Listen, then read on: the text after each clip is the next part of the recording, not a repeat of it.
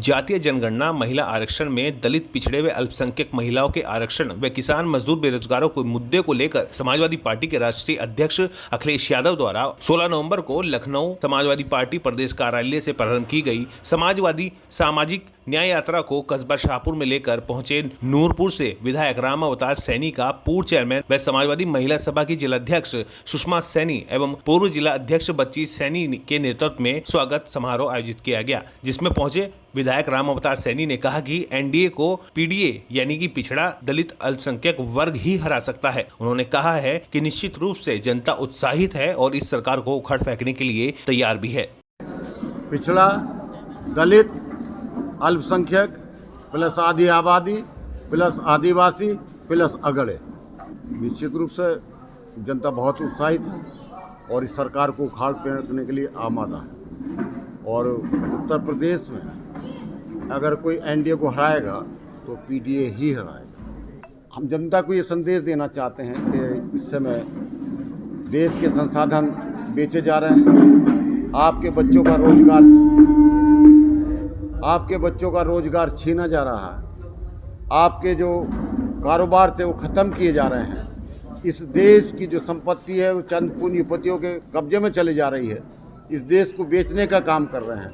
अगर हमें जिंदा रहना है और हमारे जो पुरुषों ने, जो महापुरुषों ने, जो हमारे पूर्वज थे, जो कमेरे लोग थे 90%, उन्होंने इस देश के संसाधनों को बनाया था और एक तानाशाह इस देश के संसाधनों को बेचने का काम कर रहा है। और ये सरकार भारतीय जनता पार्टी की सरकार ना होकर पूंजीपतियों की सरकार है। और मुझे कहने में कोई हिचक नहीं, अडानी जी की सरकार। ये केवल वोट का काम करना चाहते हैं। जब यूपीए की सरकार थी तो 40 करोड़ लोगों को मुफ्त राशन मिलता था, वो संख्या 80 करोड़ हो गई। ये चाह रहे हैं कि 125 करोड़ लोगों को, और ये राशन की थैला ठाक उनके पीछे पीछे चलने का काम करेंगे तो इतने गरीब लोग हो जाएंगे कि फिर इनकी सरकार कोई हटाने वाला नहीं। तो ये अब समझ में आ गया पिछड़ों के। राष्ट्रीय अध्यक्ष जी ने सोचा था कि जो हमारे पीड़ित लोग हैं, कि कभी कभी थाने में उन्हें नहीं जाने दिया जाता था, रास्ते घेर लिए जाते थे, क्या कोई घटना हो जाती तो केवल 10 मिनट के अंदर कैसे उनके पास पुलिस पहुंचे, कैसे उनके पास एम्बुलेंस पहुंचे, ये सुविधा उन्होंने दुनिया में अध्ययन करवाने के बाद, बहुत दुनिया का अध्ययन कराने के बाद ये सिस्टम क्रिएट किया था कि जैसी डायल आप करेंगे तुरंत आपके पास सुविधा पहुंचे। आज ये वो बच्चियाँ, जो हमारी बेटी, जो बहनें उस सिस्टम को चला रही थी, आज वो पिछले 1 महीने से धरने पर बैठी।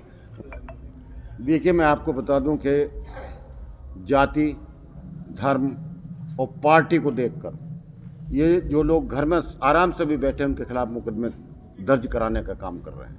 जब नोटबंदी की थी, क्या कैबिनेट ने कोई फैसला लिया था? अगर तुम इतने बड़े तानाशाह थे तो लोकतंत्र में सबसे छोटा एक सिस्टम होता है कैबिनेट का, तो अपने कैबिनेट बुला लेते। तुम्हारे जो मंत्री जो नौकर बना कर रख रखे, उनके मोबाइल छीन कर रख लेते और वो कहते कि जब तक मैं टेलीविजन पर घोषणा न कर दूँ अब कमरे से बाहर नहीं निकलेंगे। तो अगर आप कैबिनेट की बैठक करके अगर उसमें ये कह देते कि भारत सरकार ने निर्णय लिया है कि आज से फला नोट बंद है, तो एक अच्छा लगता ना। तुमने तो अकेले आए और तुमने कह दिया कि नोट बंद तो बंद, तुमने कह दिया सुबह 11 बजे कि 3 कृषि कानून वापस तो वापस। भाई, कैबिनेट का फैसला हुआ, कोई सरकार ने फैसला करा, ये प्रजातंत्र नहीं है। कि गन्ना किसानों के बारे में पूरे विपक्ष ने एक बार नहीं 10 बार हर विधायक ने क्वेश्चन भी लगाया, मैंने भी लगाया था, राष्ट्रीय अध्यक्ष जी ने भी, नेता विपक्षी दल होने के नाते से आज तक ये बूझा गया कि भाई तुम हर बार तो ये कह दो कि कितना भुगतान कर दिया, लेकिन ये नहीं बताते कि बकाया कितना, कि कैसे इनसे निजात पाई जाए। वो 2022 से मन बनाए हुए हैं कि वोट डालने का हमें मौका मिले।